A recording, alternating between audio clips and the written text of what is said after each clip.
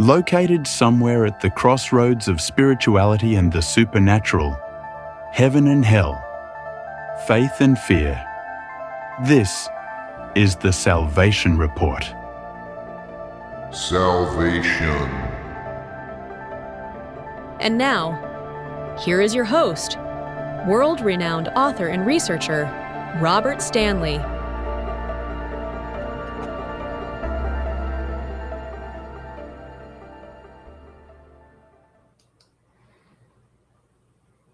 Hello, everyone. Welcome to another Salvation Report. Today is May 27th, 2026. And as I promised you, we have another guest. I know that's amazing. It's been a long time since I've actually done two in a row. Okay, so I'm fine. Like I said, I hope you are too. The world's a mess, and I think you know why. And it's not going to get better until Jesus returns. Yes, we can do our part. And that's what you're going to hear tonight. Our guest has done a phenomenal job in helping people understand the problem and the solution to our issues. Ultimately, it's in God's hands. But like I said, we have a role to play, so that's what we're going to discuss tonight. Okay, so our guest is Professor David Clements, and he is a seasoned attorney, former law professor, filmmaker, and dedicated advocate for election integrity and constitutional rights. If you think he's onto something, consider being a monthly sponsor of his independent journalism. So I encourage people, if you're listening somewhere else, just listening on, let's say, Substack, please go to Robert Stanley. So, excuse me, I meant Spotify. If you're listening only, you're not seeing the video or the links down below this video on Substack, go to my Substack, robertstanley.substack.com, and it'll have the links to Professor Clements' work, and we're going to discuss that tonight. Let's see if I can push the right buttons and everything is good. Professor Clements, welcome to the show. Hey, Robert, it's good to be with you. Well, thank you. I know you're a very busy man and doing the Lord's work, different parts of the country. You put a lot of time into this documentary, Let My People Go. And I don't know, I hope more people have watched now than in the past. I don't think it's brand new, is it? Or am I misunderstanding? No, it launched with a lot of drama. Yeah. December of 2023. Okay, so it's been a couple of years. All right. Mm-hmm. But it's still available. And like I said, I'll have the link below, or you could just, for people who don't want to wait, just go Google, right? Let My People Go. Professor Clements, Dave Clements. Google it, probably not going to find it. Really? Okay.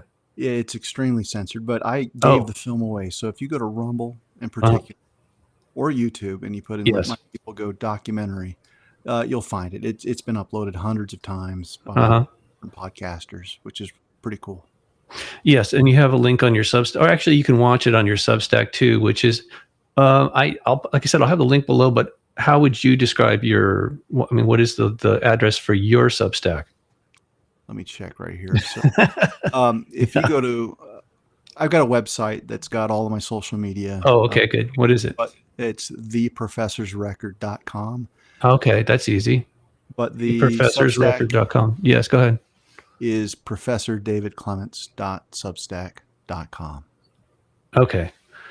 Okay, well, those are all good addresses that we should know. But as I said, there's going to be links below this particular page on my Substack. And either way, you should avail yourself of the work of Professor Clements. It is really phenomenal. I enjoy it. My wife enjoys it. My pastor enjoys it. He really respects you. I think we all do. And clearly you're being guided. I don't do documentary stuff like you, but I really like that style that you've come up with where you're narrating. It's very dramatic, okay? But without being salacious. It's not like, anything like clickbait. And I realize you're using AI for part of your production, correct? There's Grok. I use Artlist. Okay. So yeah, I use some tools, but just for visuals that I try to dream up. Sometimes AI does a pretty poor job of, what's here and trying to get it to a visual that's not weird, Yeah. especially on biblical things. So Oh yeah. I wouldn't say I use AI. I wrestle with AI. Is probably the best way I can describe it. Yes. Yeah. Well, it comes out very polished and pertinent. Is what I would have to describe it. So I commend you for doing this, because I know you. My sensation is, tell me if I'm wrong, but I mean your intentions are to be of service to God by helping us to have a better relationship with Him, and also to just behave better. Right? Well, I think everything except for the last part about behave better, because Yeah. I You have no control over that. I know. I've got my own challenges on behaving myself. But Well, so do I. but what I would say is, I had done thousands of podcast interviews or co-hosted things for several years. The latest iteration of the Professor's Record was really after about 8 months of me shutting it down Mhm. and being so, I don't want to use the word sick, but tired of Yeah. kind of putting myself out there in a way that it became less and less authentic, because at some point you just feel like the guy that's got all of the answers to the pop quiz. And so I could spin off, especially on certain things that I'm an expert in. Yeah. And when Trump issued a blanket pardon for the J6ers, I felt a burden that was lifted, because as long as there was someone in jail, I felt like I had to go on and advocate for him, and I didn't have that burden. There was other burdens, so I guess the deal that I struck with God, to the degree that I'm reminded, is unless I feel like He gave me what He wants me to write about, I don't publish, and that's frustrating, because your productivity can be an idol. Things Yes. that might be interesting for 6 hours, but it may not be interesting to Him. And a lot of the things that I've written about, it's kind of out there. It pushes a vulnerability zone where it's like, oh man, I can really eat dirt if I miss this. So yeah, I mean, I think that's probably the best. It's more of a meditation that it started off doing a weekly article and had just a backlog of things that I already knew a lot about, and slowed down, because at some point you have to learn and study new things. And then there's a weight, especially again, if you're going to talk about theological matters, that at least you better be able to defend it if you publish. Because I've been challenged by a lot of people that are Christians, and and I feel like, no, I feel like I've arrived at the right answer on what I've published. It doesn't mean that I've got it all figured out. Sure. But it's been a burden. It's like he gives me a burden. He gives me a problem that He's already solved. Yeah. And then good. I get to wrestle with it. And so I'm on Article 27 right now. I'm still kind of waiting for inspiration after the rededicate that we just had at the Capitol. Yeah, that was phenomenal. Yeah, so now I'm trying to be faithful. I'm actually listening to a lot of other podcasts and other really smart people to say, okay, Lord, what do you want me to think on and write about? And yeah, so I'm in between episodes right now. Okay, so as far as behavior, I mean, biblically, this is one of the most fundamental things: is do unto others as you would have them do unto you, and that's all I was alluding to. Okay. We can't force each other to. Yeah, I mean, we can only really be responsible for our own behavior. But I think you're showing people a better way. Is what I'm saying. Oh, okay.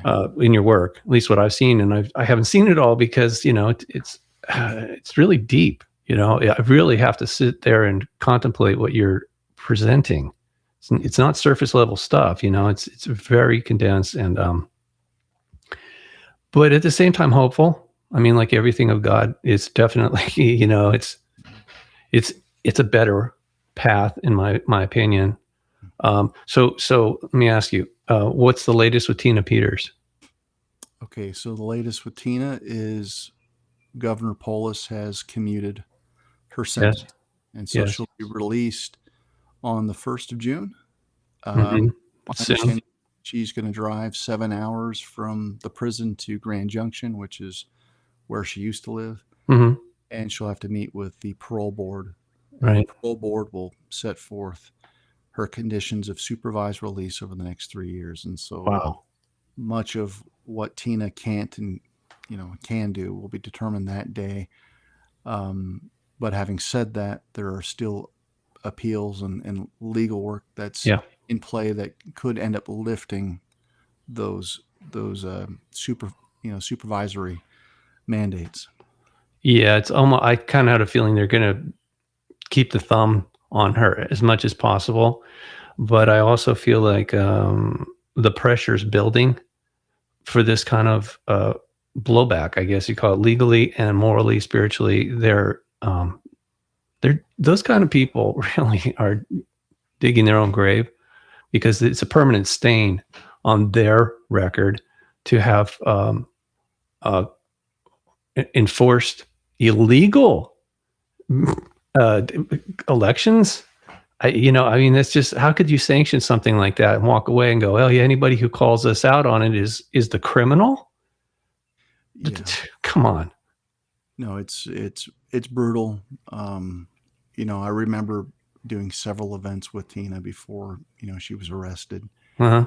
And, and I was actually there when she decided to blow the whistle. It was the first cyber symposium back in August of 21, Uh-huh. where her attorneys were backstage giving her probably the right counsel, which is don't do it.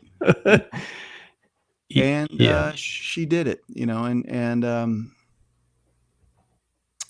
so I think God, I mean, she's talked about it many times about, she had a cancer diagnosis. Oh, wow. And before she went in. Yeah, before she went in. This was around the same time that she lost her son. What? I didn't know that. Oh my God. It was a Navy SEAL. Basically, it was during like a parachute exercise. Tragedy. Oh man. Oh no. And in many respects, she was open to having her ticket punched. I mean, she was under a lot of heartache. Yeah, I didn't know that, but that makes sense. Yeah. And then she said, Lord, if you want me to live through this cancer diagnosis, if there's something that you need me to do, I'm yours. Wow. And so God took that offering clearly. Yeah. And she's turned into, in my opinion, a modern day civil rights icon.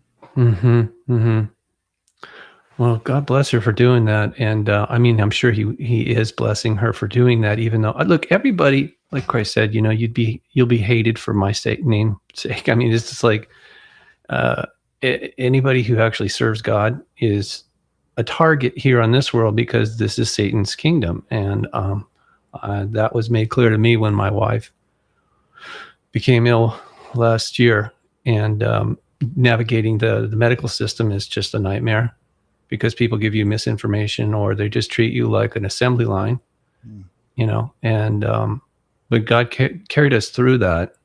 And in the process, that's how I got saved at age 65, which was a shock to me, because I thought I already was saved. And that's how, the father of lies is really, man, that's a perfect title for him, because he's so good at it. And, apparently that's his whole modus operandi. Anyway, Todd Blanche, I have to ask you, because as a law professor, how do these people, attorney generals or whatever they call themselves, how do they get away with, within the legal system? My opinion, it's yes, it's two-tiered. How do they square that? Well,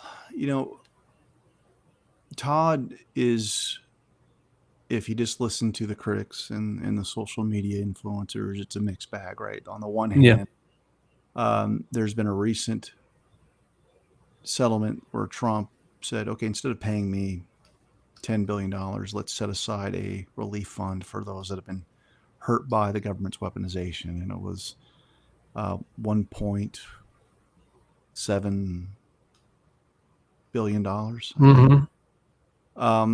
So kudos to Todd if he had anything to do with the negotiation of that. He also helped with submission of a dismissal of charges against many of the outstanding Oath Keeper Proud Boys. These individuals weren't given pardons; they were given commutations, Right. which affected many of them. Like Stuart Rhodes, for instance, is a veteran, so he couldn't draw from his pension. He couldn't draw from his. He was disabled, and so all of that was stripped from him. So I haven't heard that the dismissal of charges, which is kind of a retroactive application where they've already been sentenced. Many of them spent time in prison. Right. But the effect of this would be they don't even have the felony on their records. So it's almost like above and beyond what a pardon would afford them. Yeah. At least legally. And so, again, Todd Blanche was there for at least the facilitation of this settlement. So we're seeing good things out of the DOJ most recently. But, for the handful of good things that I just mentioned, most people are frustrated with just the lack of arrest and accountability. Yes. And then that's probably where I have felt the need to, in my articles, give people a level of hope. Some might even call it hopium, but I wouldn't. Look, I'm familiar with it. I'm not an addict, but I see it, and I'm like allergic to it. And no, I don't get that from you at all. Well, I mean, what I've told people, I've earned my hopium. I've seen spectacularly how things haven't worked, and I've had my own share of battles with weaponization against the IRS, against my university. I mean, you name it. Really? I've had to deal with it. Yeah, from that to the Bar Association. Really? Yeah, I can put most people to shame on the targeting, but be that as it may, I wasn't imprisoned for January 6th. Good. That's a special category for me. Were you there? No, I didn't think so. But you felt the impact heavily. I did. I published a video within 48 hours condemning the university president of the university I worked at because he sent out an email saying this was a coup. What? Oh, okay. Yeah, right. Worse than Pearl Harbor or something, right? Yeah. And so the rebuke against my president went viral. Wow. And it ended up getting me on Tucker Carlson show when he was still at Fox, which, painted a giant bullseye, as you can imagine. So my tenure in academia was effectively over when I stood up to the president. So wow. And then the Bar Association started regulating my speech because I was one of the few people with credentials that spoke out against the rigged 2020 election. And there's something about that ivory tower where, like, no, we've got to shut this guy down because he's got credentials, and this, maybe others will do it. So I've survived 6 investigations to strip me of my license. I'm still licensed, but that's been basically a nonstop. I get done with one, here's another, get done with another. Wow. So there hasn't really been a whole lot of peace professionally. And then, when I put out the documentary, the Biden administration basically directed the IRS to, start looking at tax returns from years ago, and decided on Christmas Eve to tell me I owed them tens of thousands of dollars. And, and the good news is I've prevailed against the IRS. I prevailed against the 6 investigations, but that's all God. I mean, he's basically given me a front row seat to corruption, and somehow I've been able to come out on the other side of it relatively intact. Wow. Okay, excuse me. I got to show you something that I found yesterday or whatever, the day before. Here it is. Hope you can see that. Yeah. All right. Tons of evidence of 2020 election rigging, according to Todd Blanche, acting attorney general. I'm not going to read all this. I'll have it in the link below, part of the links that are relevant or pertinent to this particular conversation we're having with Professor David Clements about election rigging, fraud. Is there a better term? I'm missing something here. I think theft. Fraud and rigging are great words. Okay, yeah, but it ultimately becomes theft, right? Because they're stealing our votes. Yes. Okay. Anyway, it's in the news, right? And it just boggles my mind that how corrupt it shouldn't. But I mean, again, most people we want to just like focus on the fantasy that everything's fine here. It's not, obviously. And it's like I said in the opening, there's only so much we can do, but we have to try. We have to do things, but I feel it's always better to ask for guidance from God, especially when dealing with matters of this magnitude. It's really above our pay grade. So humbly asking God is, what can I do to actually be of service to make things smooth it out a little bit for the people, that innocent people, clearly, that are suffering, for like yourself, just for being honest. That's crazy. I mean, that's satanic, actually. Yeah, it's not just about being honest. It's about destroying truth tellers. I mean, it's one thing to, stand up and get your hand slapped, but to have your professional career effectively nuked because of telling the truth. Yeah. I stopped counting, but I had Google alerts for every time an article would pop up about me. Wow. And I stopped counting at about 1,000. So there's at least 1,000, and this was several years ago. Uh-huh. So if you Google my name, you'll have to get through at least 8 or 9 pages of full stories before you get to something that might stumble on the truth. So they've always had the megaphone.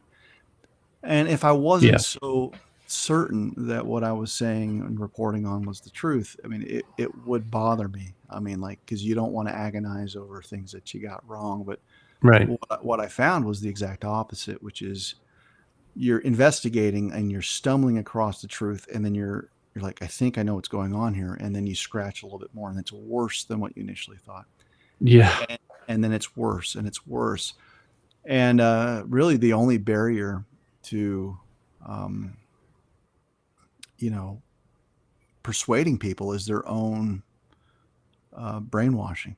It's one of those things where I could show every definitive example of election subversion, and then you'll get into like pithy comebacks. Well, if what you're saying is the truth, you notice they'll sidestep the substantive claims. Yes. Why hasn't a judge ruled on it? Why hasn't someone from Fox said what? Why did they settle?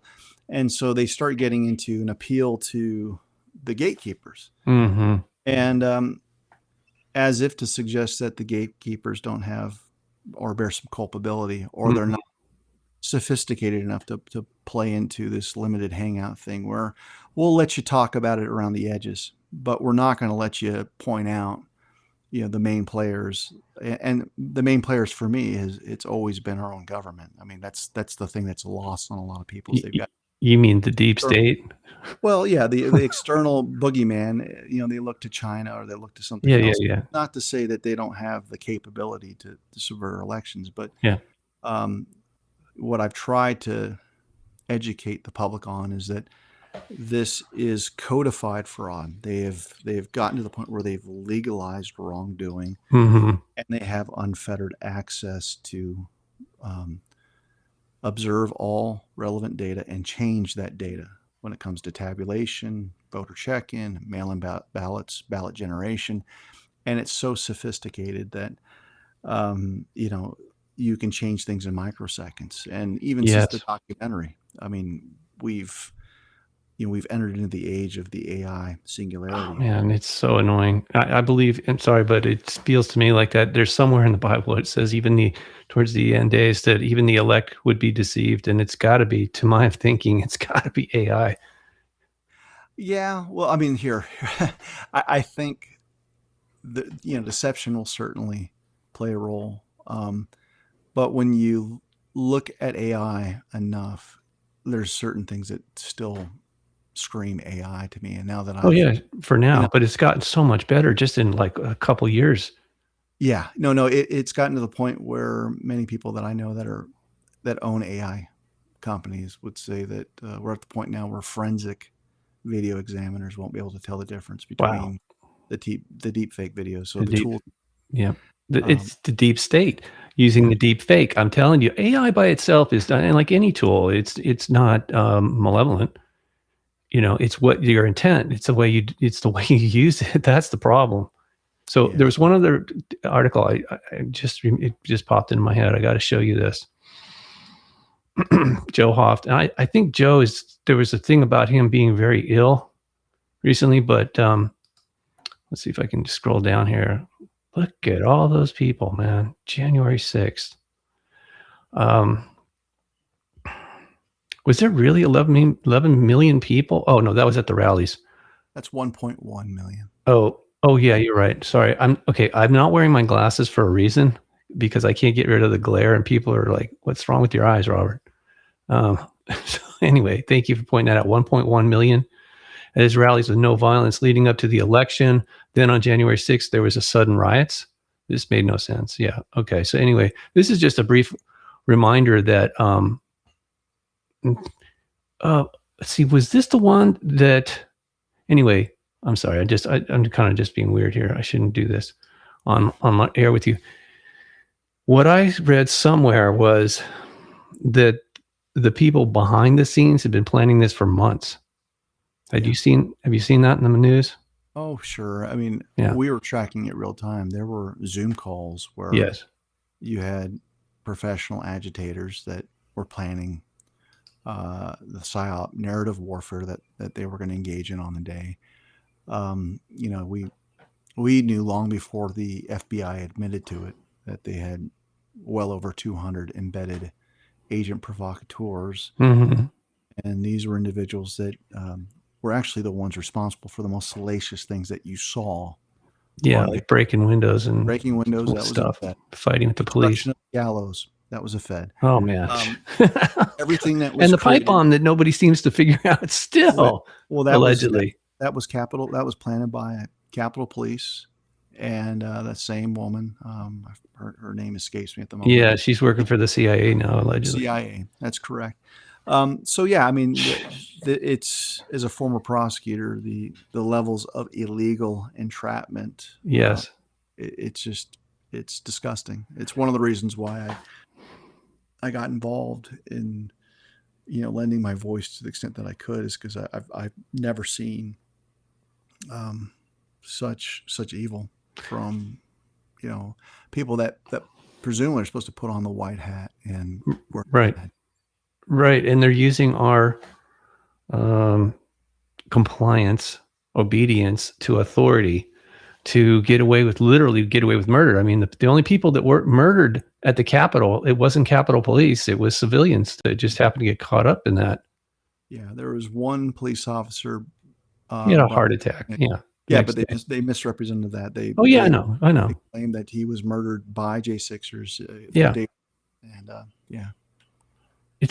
So the level. Okay, we're going back to this other thing. The father of lies is the ultimate puppet master here, and because he's so far behind the curtain, most people don't see it. But like the Wizard of Oz, it's pretty obvious because he makes such a big production out of everything in order to manipulate the masses, which, he's a master at, and he's obviously got his minions doing his bidding. And that's why I said, when I talk about the deep state, I'm really talking about the satanic state of this world. Just to be clear. I mean, I think you already know that, but sometimes you never know who's listening. So you one of the articles that I really liked also was about what happened recently, the two conventions there, the rededication, for the 250 year anniversary, but it was also a rededication to Christ or God. Is that right? Well, what you did. Well, so the premise of the article was There's nothing that really happens in the natural of significance that you don't have a forerunner in the spirit. And so I was um, highlighting how the rededication event really was a spiritual convention that checks off the boxes for what's articulated in 2 Chronicles 7:14, which is how do you receive a national blessing, especially when you've been under a curse. Yes. And, and to Trump's credit, he's the only president that I know of that since Lincoln that actually called the American people. There was a call from the president of the United States to come gather. And so you had Speaker Mike Johnson, who also reiterated these covenantal conditions that we need to meet as a nation.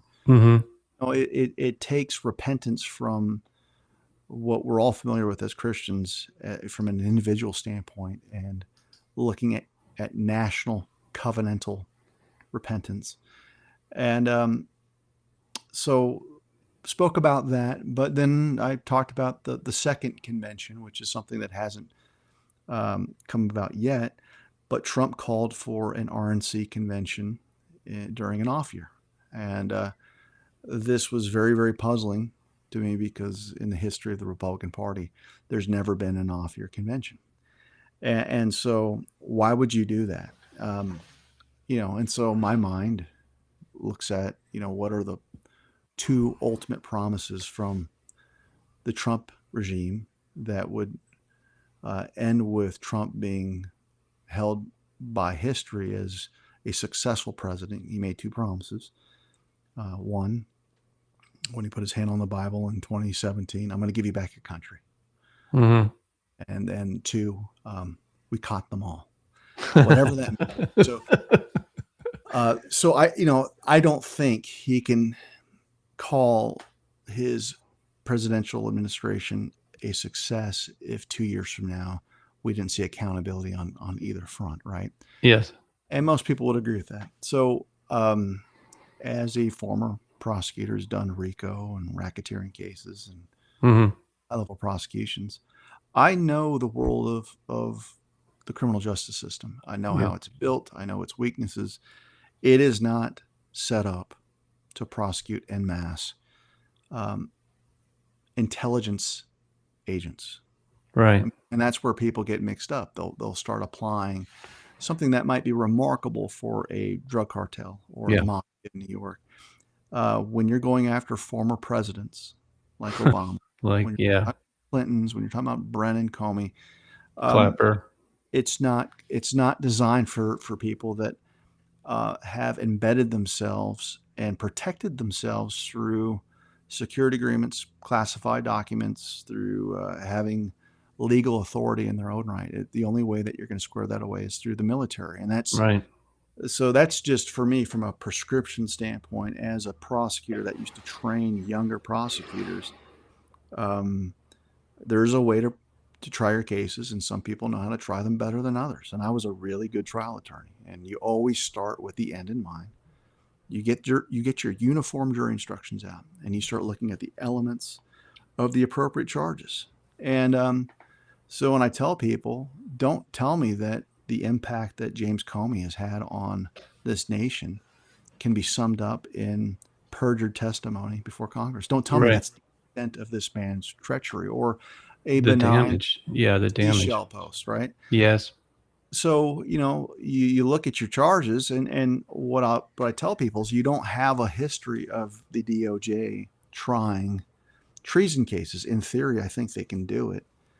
But the history of actually carrying out tribunals or commissions, it's always been primarily through the military. And when Trump puts out social media posts to the effect that, hey, who wants to see a military tribunal on TV? And he's got a picture of Obama. There's trolling. Did that? He did that? I didn't see that. Yeah, that was probably a year ago, maybe longer.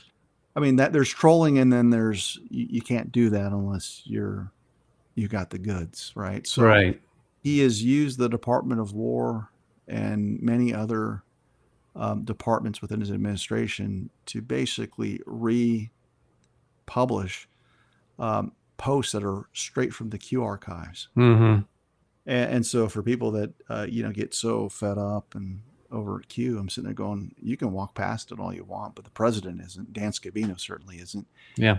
And at some point, we're all waiting for the other shoe to drop. And so we'll see. I mean, I've tried my best to entertain a legal system that I'm not an expert in, which is the military. Mm-hmm. Let's study it and pull out the manuals. And when I do that, what I find is that everything that Trump is talking about is not only possible, but there's a historical predicate for. Yeah, and in law, that's right. You guys go by previous cases, setting a precedence. Precedents. Well, I mean, and sometimes it's historical precedent that everyone's telling you is illegal. I mean, yeah, right. One of the reasons why. Well, no, I mean, you look to Lincoln. I mean, that I had an article that was actually titled "Look to Lincoln," and he's really the only person that we used to have this thing in the law we call make sure you find a case that's on point. It needs to have a factual resemblance to what you're looking at now. And Lincoln's really the only person where there's a factual resemblance between what he was dealing with and what Trump is dealing with now. He didn't have a legislature that fully had his back. I mean, you had the Confederacy, so even within the southern states, you had massive fractures where he couldn't count on votes being delivered in a way that would support the Lincoln agenda. And you had a Supreme Court that ruled against him. When he suspended the writ of habeas corpus, he did that from a non-enumerated power. That's not a power that the president holds per the text of the Constitution. It's something that Congress has to declare. But here's the rub. When your country is already lawless and comprised of people that are actively engaged in sedition and rebellion, you can't count on them constitutionally saying out loud, we're in a state of insurrection. Right. So Lincoln, wisely said, you guys are breaking every law and you're going to nickel and dime me on whether or not I can repel the invasion by suspending the writ of habeas corpus.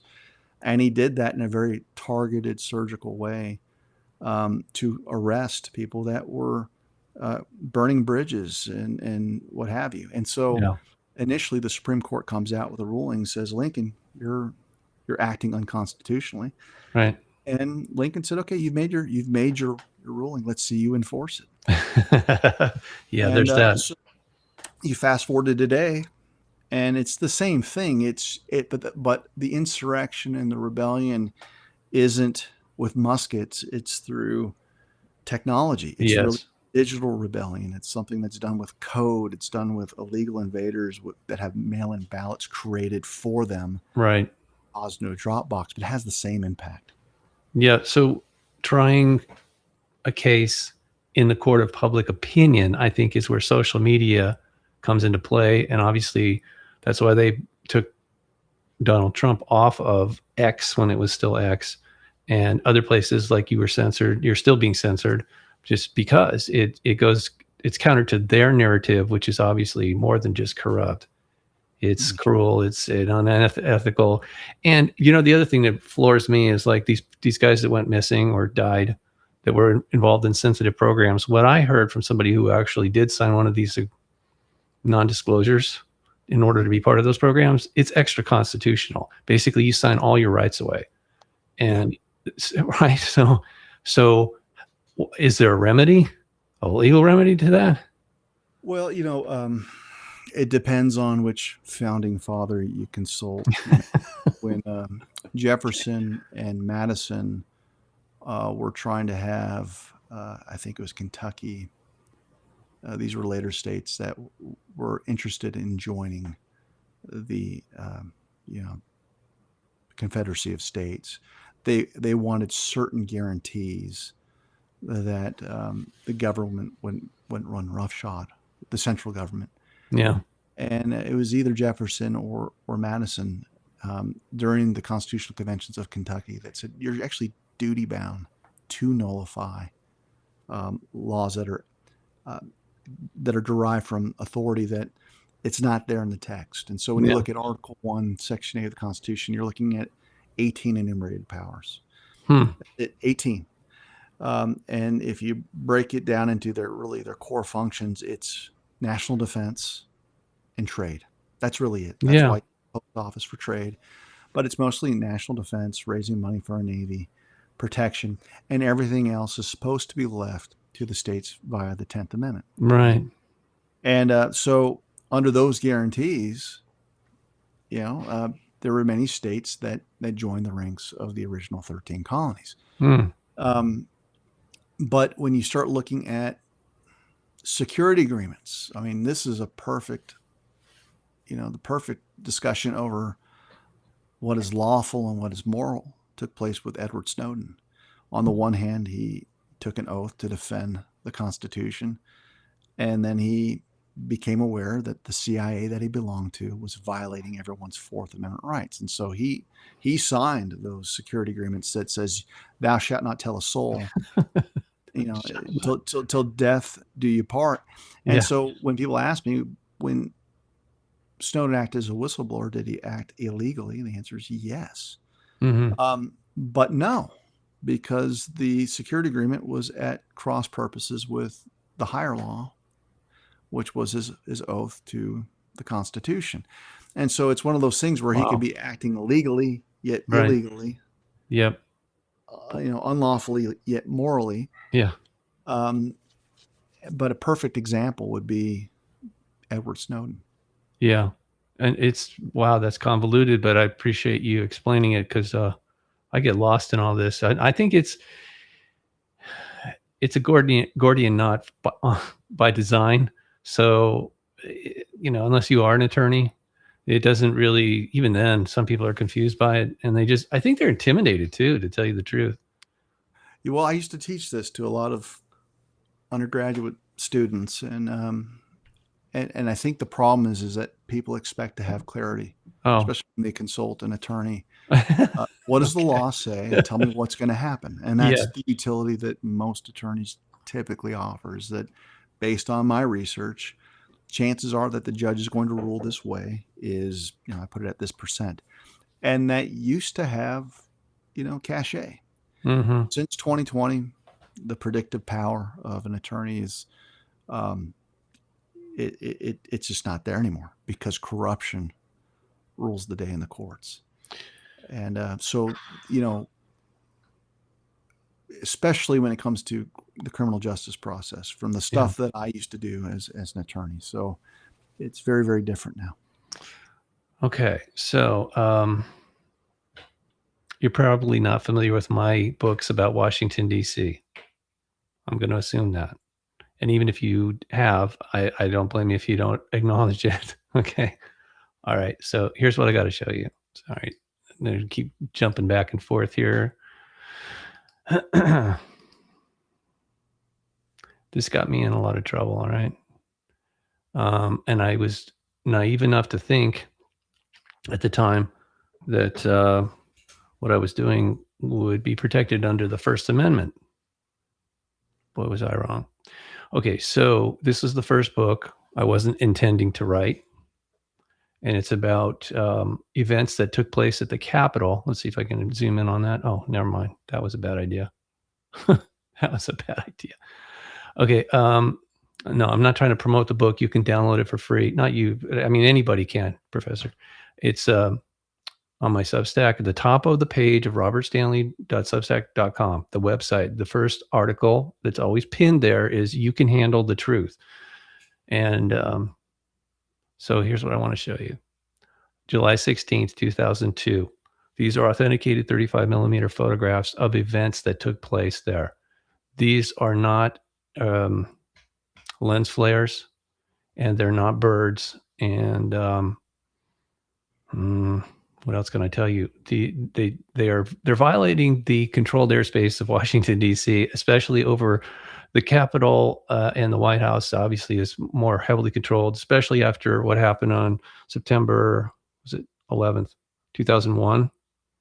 This should have never happened on July 16th, and yet it did.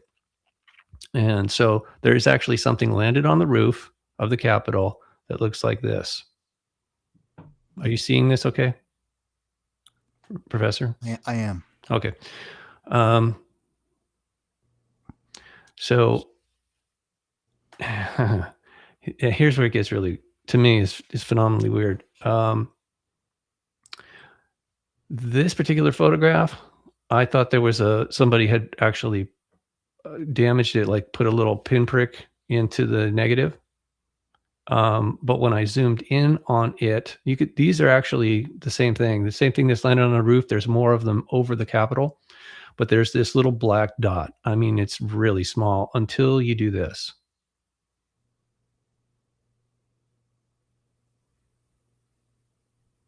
So this is one of these objects that is coming through a,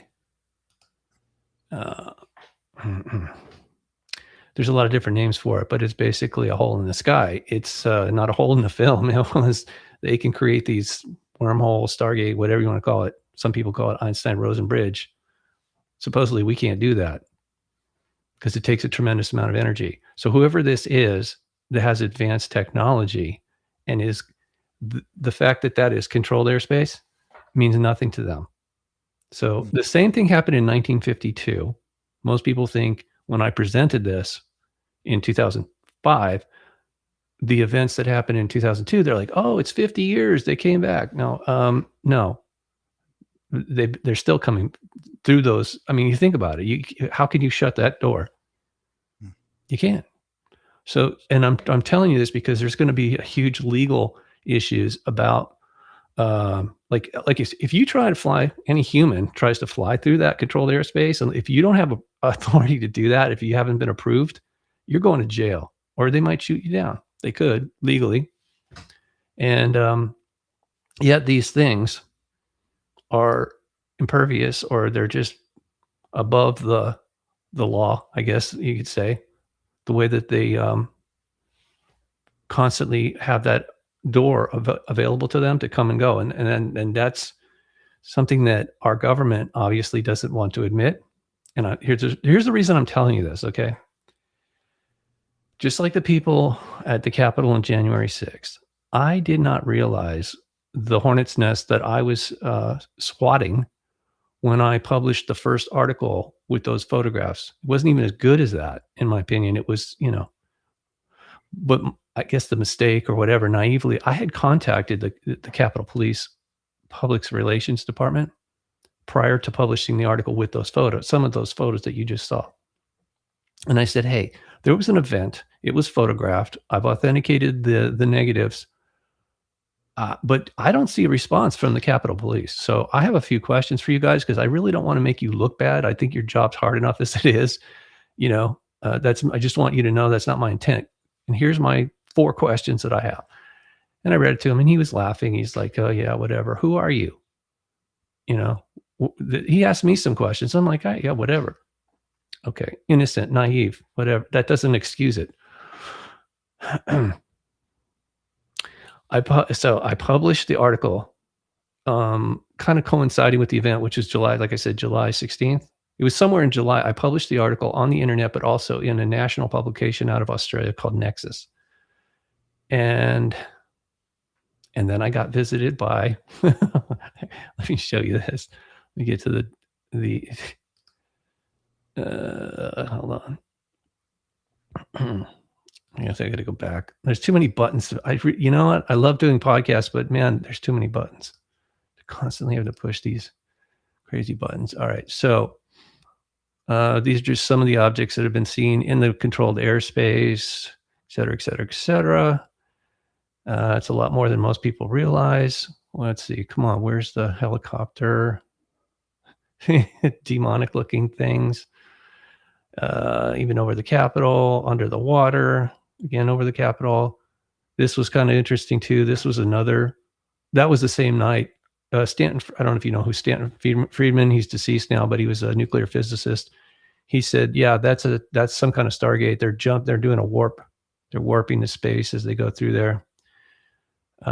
Sorry to scroll on you like this, but just giving you an idea. This is an interesting photograph because it was taken by a Air Force intelligence officer who worked at the Pentagon. It was July 4th, and he was with his family just having a picnic. And when they passed the Pentagon, you can see there's an object here, 3 objects there.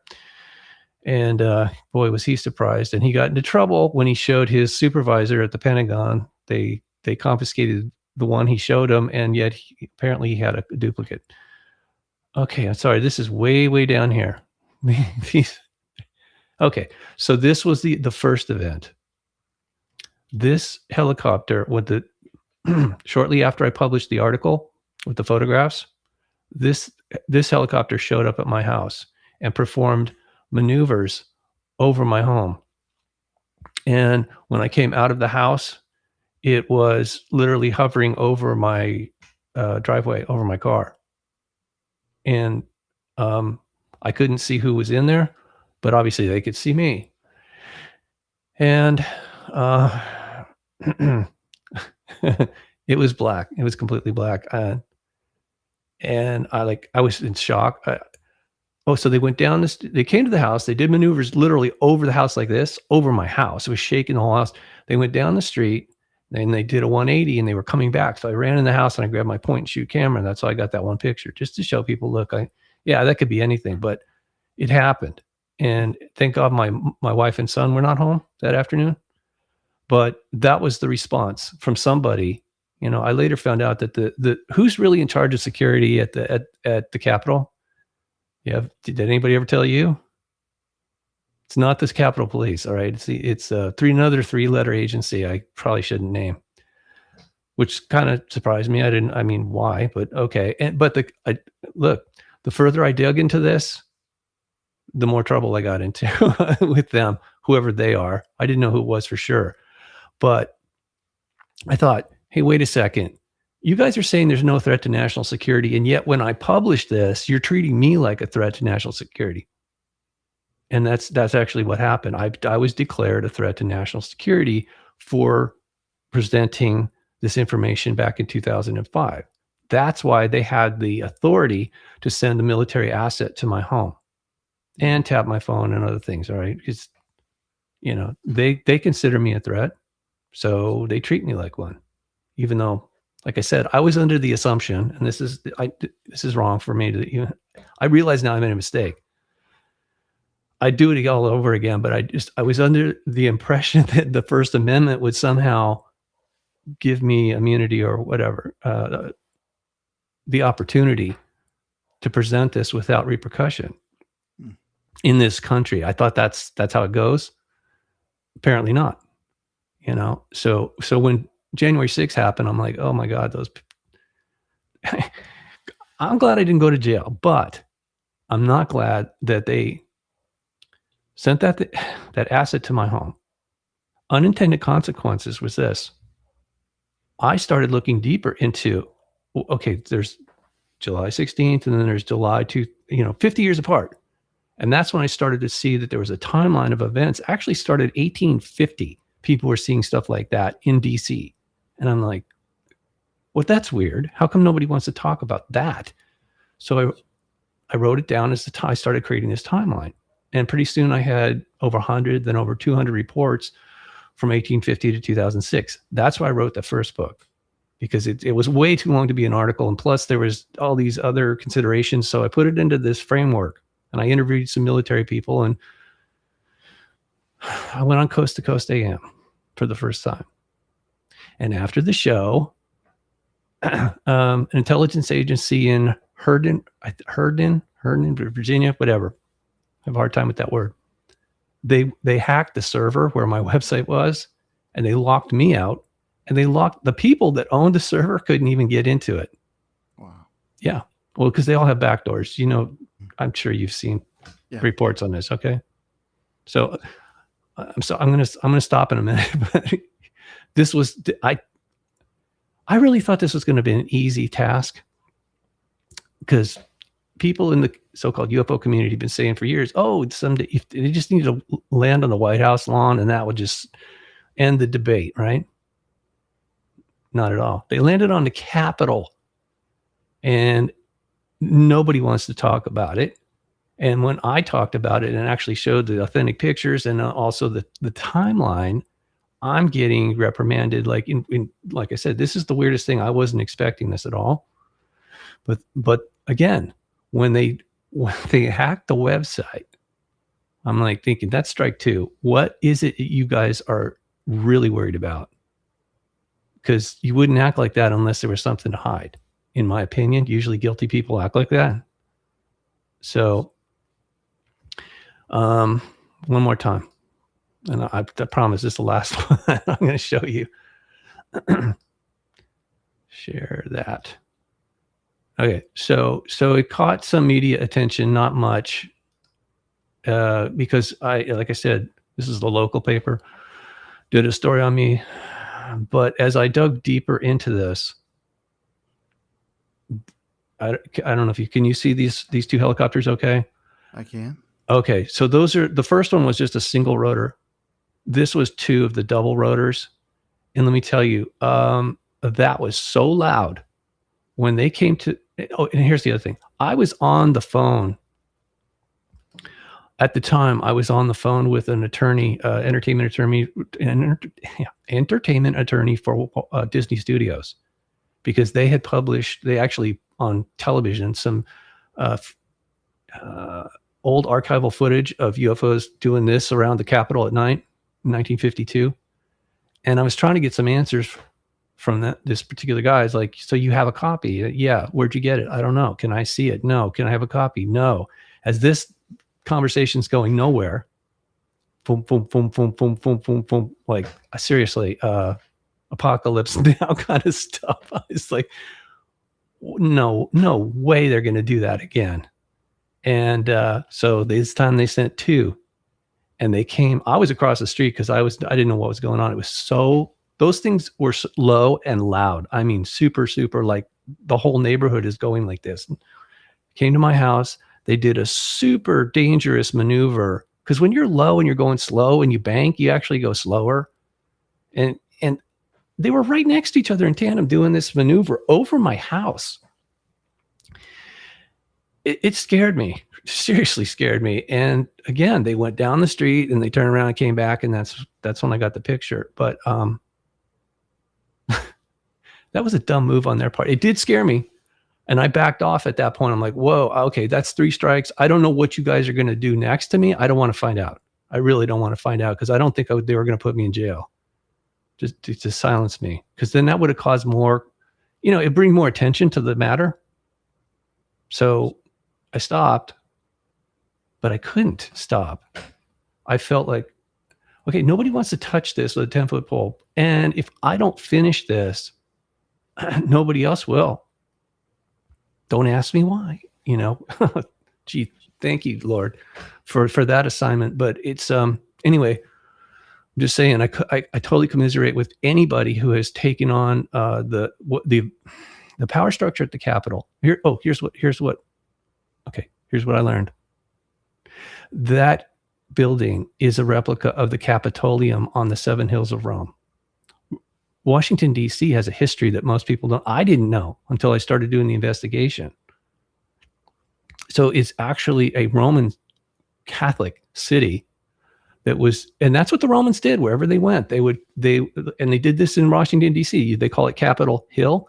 Well, it was a swamp. So they created an artificial hill, and they built this Capitolium, which was where the senators would go to have to receive communion or communications with their god Jupiter,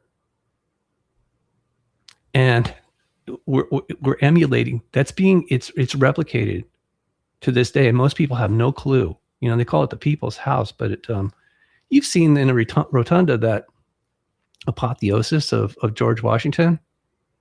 That's it's very Greek, Roman, whatever, the way they look to the gods. So they deified George Washington, and they're looking down on us, just like those things I showed you, whatever those are, whoever that may be. They're not somewhere else visiting. if you're constantly showing up, that means, and then that's being admitted now. There's whoever they are, they're based here. And they can come in literally right into the heart of our capital. And I'm sure they can influence people. I've experienced it. It's anyway, I'm sorry to get off on that tangent. It's just, all I'm saying is that I was shocked when I saw your video of the Washington Monument, which I understand all those obelisks are symbolic of the missing phallus of Osiris. So there's some magical whatever going on there. I mean, Washington, D.C. is set up that way. I think Masons call it a working board. It's just like a circuitry. So it's a lot more complex than just politics. There's a spiritual component to all this. And there's a covert nature there that clearly, if they were being honest with us, I mean, is this making you uncomfortable? Well, I just, I'm here for an interview, and yeah, sorry. I'm looking at the time, and it seems like we're on a 20-minute thing that has very little bearing to any of my expertise or what I know. Yeah. And okay. Well, I just thought if I was interviewing you, then I think it's completely appropriate. But at some point, I'm kind of waiting for a question. Okay. On something that I actually have some experience on, and so I'm listening to you. But if I'm getting a little bit more perplexed on how we went from something that I was talking about to aliens, and we've been at it for a while. So yeah. Okay. Well, sorry I brought it up, but I just thought you should know that that's a component of our capital, and it's not my theory. I documented it, and I suffered for it just because, like I was like you tell the truth, and it's obviously more than just inconvenience for somebody or some group in there. Seems to be there's a collaboration that's going on. They don't want to admit it. But that's how criminals operate, right? Typically, they don't like to admit that they are collaborating with each other, coordinating, conspiring. That dirty word, conspiring. So what? Let's leave it on an upbeat note then. What is it that you are hoping for or working towards with your efforts? Well, I've been pretty candid about my efforts, which is I see the modern day election system as a slave trade. Wow. And if you don't get rid of the slaver's tool, it doesn't matter what your opinions are on just about any social issue, because every social issue is downstream from a statute that's largely enacted through people that are selected. Yes. So, I've got views on abortion and traditional family values and all those things, but they're irrelevant if we're not electing people, if they're being selected. And so that to me is the fight in the natural of our times. Mm-hmm. It's just a repurposed, view of being an abolitionist. It's an abolitionist movement. What would you like to see abolished? The tool, number one, because if you get rid of the tool, then your voice, which is your vote, actually has a chance of impacting society. So right now we're largely in a they live matrix. Right? Yes. And, sorry, it's not funny. So I mean, everyone's purpose is different. Everyone's skill set's different. Right. This was the burden, I guess, I was given, which is, as a prosecutor, I see criminal behavior pretty clearly. Yeah. And it's not drug trafficking that we're up against; it's vote trafficking. Wow. And of the two, it's far more serious than anything that I dealt with, and so going toe to toe with the Department of Homeland Security and Congress. I mean, Congress tried to shut down one of our audits. So I mean, I know what it's like to have a letter from Jamie Raskin demanding that all communications between my audit team be turned over. And so, yeah, I mean, that's, for me, I got one happy ending with the pardon of the J6ers, the penultimate happy ending, I guess, for purposes of my efforts would be a closed system architecture for elections. If it's open system, then anyone can hack it. So closed means going back to the original paper ballots and stuff, hand counting. Yeah. Just go back to good old fashioned voter fraud. Like, I could live with that, where a person's doing something they shouldn't be doing. Yeah. With an extra ballot, or a corrupt clerk is doing something behind closed doors they shouldn't be. Like, I can live with that. What I can't live with is a nation state vulnerability where people can manipulate software and hardware. Right. And pick. And mail-in ballots, apparently they thousands of, if not millions of those were imported supposedly and distributed. So that and then, if we get to an election that bears the semblance of something that's real and legitimate, and then I would say that's a major victory for me. And after that, I don't know. I mean, God is always interested in giving people promotions based on their faithfulness on, the mediocre task. David himself had to be a good shepherd and a good musician before he was given the fight against Goliath. And then he wasn't seen as a shepherd. He was seen as a warrior. Yeah. And he was seen as a warrior before he was seen as a king. And and he had to fight off Saul trying to kill him, right? He sure did. Wow. For that was phenomenal. I didn't understand all this till I started actually reading the Bible all the way through last year, part of my studies after being saved. And it's a war. It's a war, not just between tribes. It's between good and evil. And we're still in the midst of it. And I think that's really all I was trying to tell you, that there are things behind the scenes that are clearly covert and nefarious. So I feel we've been manipulated since the beginning. God knew we were going to be tempted and fall. And that hasn't really changed, other than the fact that Jesus provided us salvation and a path forward towards redemption. And ultimately, through his grace, we can be redeemed. But all this other stuff, it seems like impossible in times to negotiate with these criminals. It just, they have a mindset that is so fixated. They're not really open to having there's zero compromise on their point, right? At least that's what I'm seeing. Am I wrong? Well, there's zero compromise on their part, and there's zero compromise on the part of God's character. Yeah, that's true. So, our problem is that we don't like the obedience part of the faith. It's for our own good. So we start getting into demented thinking that somehow we can play the game of the world to get to a position that we can do good. And that's never been achieved in the history of mankind, where someone navigated it. What they do is you become like the demonic system. Right. And so, every once in a while, God will have a reformer that he anoints for a time and a season. And, to be honest, many of them don't end well. I mean, no, didn't get into the plan. David had Bathsheba. But for divine purposes, I think George Washington might have been one of the best examples of someone that was used and ended well. There's not many people that end well in their service of the king.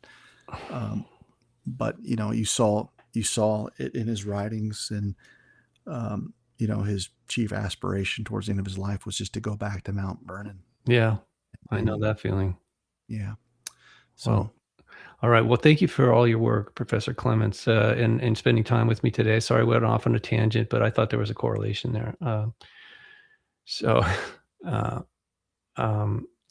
look forward to whatever you're doing next. It's very compelling, the way you present your work, and I know it's in service to God. So I commend you for that, and I appreciate it very much. And I just say thank you in person rather than just keep watching your content. I want more people to be aware of you and appreciate the work you're doing. So, well, thank you, Robert. It was good to meet you in digital form. So God bless you. Okay. Well, have a blessed evening. Okay. Thanks again. Bye-bye. Okay, ladies and gentlemen, that was Professor David Clements. And as I said, the links will be down below to his work and some of the articles and things that we were discussing tonight. Hope you enjoyed the show. Sorry I went off on a tangent like I always do. But yeah, I'm just explaining the situation. Okay, most people still don't. I know it makes people uncomfortable, and that's not my intention. I just want you to be aware, especially now that with the official disclosure is supposedly happening. What I showed you, they're not. Well, they haven't touched on it yet, and I kind of don't think they will, because it makes somebody in DC or whatever, something's rotten in DC. And sorry to be the bearer of bad news, but that is really not good. It'd be interesting to see if there's more movements to actually a revival of God in our government. I know people argue, oh no, there's separation of church and state. Really? You think the Satanists in Washington, D.C. give a rip about that? I guarantee you they don't. They really don't, I could give examples, but it doesn't really matter. The bottom line is that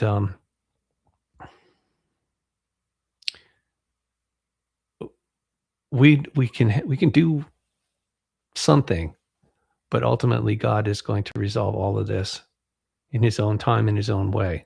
And that's why we need to remain faithful, loyal, and humble, and loving, have a loving relationship with him through these incredibly difficult and turbulent times that we're living in. Because personally, I don't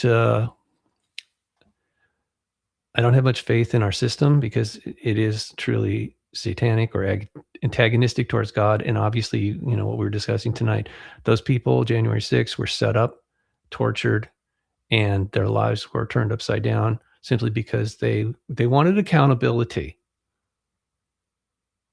within the system. But the system is so corrupt, it doesn't allow for that.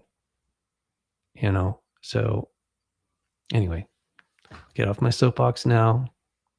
Till next time, may God bless you always and in all ways. Good night.